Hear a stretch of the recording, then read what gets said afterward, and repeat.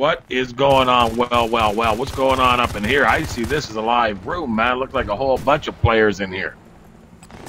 It's getting pretty heated a little bit. We're just trying to have a good time, though. Oh, it's about to get heated, bro. You're gonna bring Where's the God heat, mockers? huh? Where's the God mockers? Where are these people that think they can discern truth without God? Where are they at? Show me them, brother. We gotta get some in here. Drop those cigarettes, man. So what's going on with you? You're an atheist, brother? Me? Yeah. No, I'm a God believer. All right, you believe in God? Of course. All right, who's the good atheist in here? Somebody's a good atheist? Adam Moore, he's the kitty cat guy. Because I would sure love to meet a good atheist. I ain't never met one. Who's the good atheist? I can't say that. I've met a couple good atheists. I'm just playing. Yeah. He's cool, man. I've talked to Adam a couple times. Oh, yeah? So who's Adam? Which one is Adam? I'm Adam, the cat picture. The thing is I'm not an anti-theist. Like, I don't hate religion. I actually enjoy religion. I actually like the idea of God and kind of wish that God did exist. I just personally don't believe in the literal physical existence of God, but I'm in support of it. I'm gonna help you with your hope, bro. You don't mind if I help you with your hope, do you? Because if you truly hope, if you no, seriously, bro, if you truly hope that God exists, then hope no further, bro. God exists. I'm gonna explain something to you. Watch now, son. Watch now, bro. Let me walk with you. Just take a minute, man. Are we teaching the universe, or is the universe teaching us? Like all this stuff that we've learned as a human race, from the beginning of as far back as we can go in time. Are we teaching the universe, or do you believe it's teaching us? That's a wonderful insight, man. Adam, you got any answer to that? Sorry, yeah, I'm cooking right now, so I was just kind of popping in and out. I'm gonna be a while before I can give any kind of yeah, Google it, bro. You got time. Go Google that, man. I'll answer it for you. We are in no way creators. We are pro-creators. We're not teaching the universe anything. We're discovering what's already there. So from we understand that we're discovering, you have to ask yourself, where is the information coming from?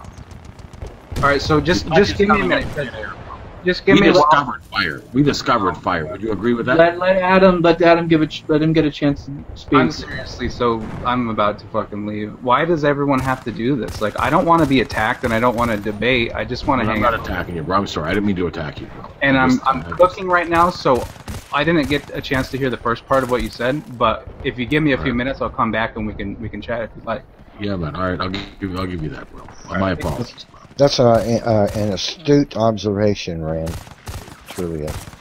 Well, yeah, I mean, we got to figure out where we're not smart enough to create anything. We haven't created anything. I watched a honeybee. I watched a honeybee this morning in my backyard, and I was thinking, well, that's crazy. I mean, it sucks nectar out of a flower, and have you ever tasted nectar? It's nasty, bro. And then it spits out honey, and I'm like, crazy. Like, when you think about that, that's like unbelievable. Here's something else about bees. Man, it's amazing. Bees will find some pollinating flowers, and they'll go back to the hive, and they'll do this crazy dance. They'll dance in this direction, and they flap their wings, and then they turn at another angle, and they dance for a little, and then they move at another angle, and they dance, and then they turn around, and they spin around 180 degrees, and they dance. And what they're doing is giving directions to all the other bees. Yeah. that are gathered around watching, and the directions are so precise that after getting this directional dance from the one bee that found them, the whole hive can leave, and they'll fly 50 yards this way, and then turn left and go for 30, and then they'll take a right and they'll go for 70 yards, and then take a left and go for 10, and bam, there's flowers. Yeah, bro, and think about that. Where does that information, where does that ability, where does that knowledge come from? It's brilliant, man. It's brilliant, and we're not ingenious. We're not teaching this to the universe. This is stuff that we're discovering. I mean, it's already there. We discovered fire. We didn't invent fire. We discovered it. The fact that you're able to cook whatever it is that you're cooking is a discovery.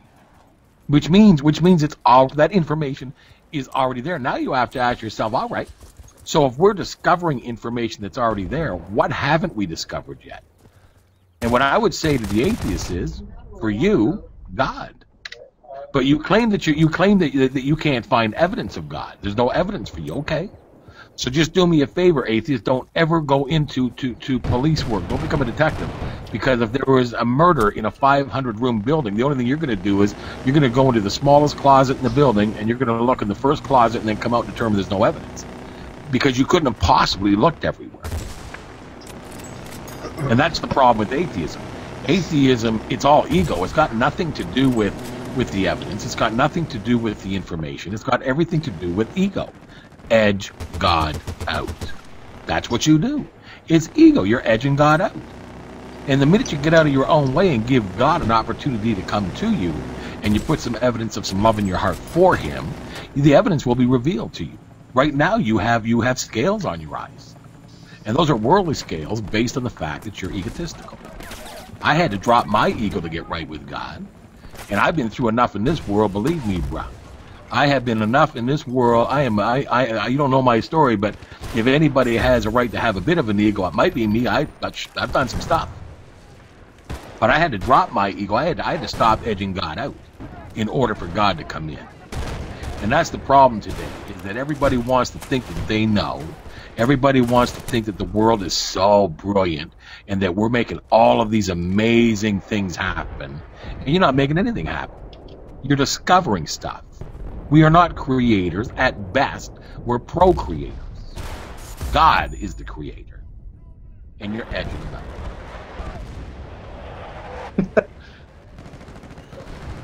Yeah, but you understand something, son. That's what these people got. That's all they got is smart aleck answers. That's what they've got. They don't have the ability to seek the truth in their own hearts because they don't have the discernment of God, because they denied God and they backed away from God. And what they'd like to do is that, well, they'd like to think they're going to do this. They'd like to think that when they get in front of God, of which they're going to, because all paths lead to God, all paths lead to judgment, all paths will lead to you standing before the Creator. And what they think they're going to do is they're going to stand before him and tell him what he should have been. They think they're going to get in God's face and tell him what a bad God he was, what a terrible God he was. And that's not going to happen. That's not going to happen. I'm sorry about your luck, guys. You will not be able to stop the stuttering and the knee banging and the shaking and the fear and the screaming and the gnashing of teeth when you stand before this Creator. Now, he's all loving, but listen about all loving. You know what all loving is? All loving means that you got to come to him with some love. He's all loving. You can't come to him with hate. You guys are trying to find God with hate in your hearts. Put some evidence of love for God in your heart and see if he doesn't expose himself to you. See if he doesn't reveal himself to you. An all-loving God is not going to reveal himself to you when you're so full of hate. You don't have the answers. You got it all wrong. You came to this planet to get back to God. You came to this planet, you came to this life to find God so that you could get home. And you're not doing that. You're blowing it. You came here for God and you're blowing it, man. The one thing you got to do, and you can't get that right. That's the one thing you came here to do, and you're not getting it right. And you're not getting it right because you don't want to, because you have an ego. It is your edge God out attitude that is preventing you from making it home. And you think that Christians are mean and horrible, and they're stupid, and they believe in these fairies. And no, let me explain something to you about me. God isn't a fairy tale. I don't believe in fairy tales, and the proof of that is that I don't believe in any of the other ones. Reuven says to you, Rancam, he says, you just so you know, I don't think any of the non-believers would be interested in your apologetics. You're verbally slapping people. I love that. I love verbally slapping people around myself, personally. Yeah, I'm sorry about that, brother, if it feels like a slap. I already knew from a very young age that the truth hurts, bro. The whole thing about the truth hurts means that, yes, it's going to hurt when you win. It's going to feel like a slap to you. I know it felt like a slap to you. I'll bet you no Christian felt hurt. I bet you there wasn't a Christian that heard what I just said that felt like they just got slapped. Didn't hurt me, man. That's right. The only people that are going to get hurt by the truth are those that don't want to hear the truth. That's why it hurts, bro. That's why when I tell people the truth, that's why when I tell my children the truth, that's why when I tell my grandchildren the truth, that's why when I tell my employees the truth and my clients the truth, and that's why when I get confronted by truth, I don't want to hear it. Hurts. I think the truth hurts everybody. The truth hurts. It hurts the non-believer a little more than it does. The truth hurts everybody, really, in a way, though. Rand, you know this. When God makes you realize, you know, that you're a sinner and how bad you need Him, you know, it hurts you. It hurts your pride, man. It takes your pride away. Man, the truth that these guys are denying my Father. Listen to me now. The truth that these people are denying our Father. The truth that these people are mocking our God. The truth that these people are disrespecting Christians, our brothers and sisters on a day-to-day basis, hurt me to death. Because that's a truth. That's what they're doing. They are truthfully mocking God. And it hurts me. And that's what you're hearing in my voice. You're hearing the hurt of a man that is watching people mock his Father. Stop. David says this is why he left the church. Can you elaborate a little bit?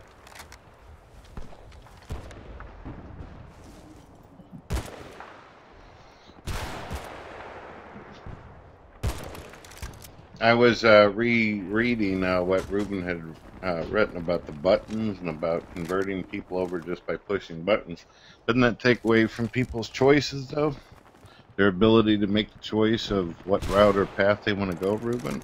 That doesn't sound like something you would expect from, I guess, someone who claims to be a free thinker. Reuven says he does not accept free will, so it would not bother him. Oh my! No free will. No free will. Well, he can make that claim the next time he wakes up in the morning and believes with all his heart and soul that you know, it was the cosmos that made him decide what color pants to put on, what he's going to have for breakfast. Welcome back, Benny. Behave. I got you in the broadcast. Well, who's this David guy that's talking about me? The referee dude. What's going on, man? You got something to say to me that you can't? You're not willing to say with your voice? Talk to me, bro. You think I got an ego? David says that he can't afford a mic, so he's a typer. You can't afford a mic. But in order to find God, you got to get out of your way. You gotta stop with the ego. You gotta stop with the arguing. You gotta stop with the hating on Christians and Christianity. You gotta stop running from God and start running to Him. You guys claim that you're so smart. I haven't met an atheist yet that didn't sit there and tell me how unbelievably brilliant they were. But you can't figure out one simple thing. We are spiritual beings living in a physical existence. And when you figure that out, when you realize that you're a spiritual being in this existence, when that light goes on, you'll be a lot closer to where you need to be in finding God. But you got to figure that out first. And I don't know how you're going to do it, but I'll give you a quick little thought. Get out of God's way. And I don't mean to hurt anybody here, and I don't mean to be mean, and I certainly don't mean to be, to slap anybody. But the bottom line is that it really hurts me as a human being to see my fellow brothers and sisters in this world not get this one simple lesson. It's a very simple one. This didn't just happen. There is no way in the world that this just happened. We're living on a ball.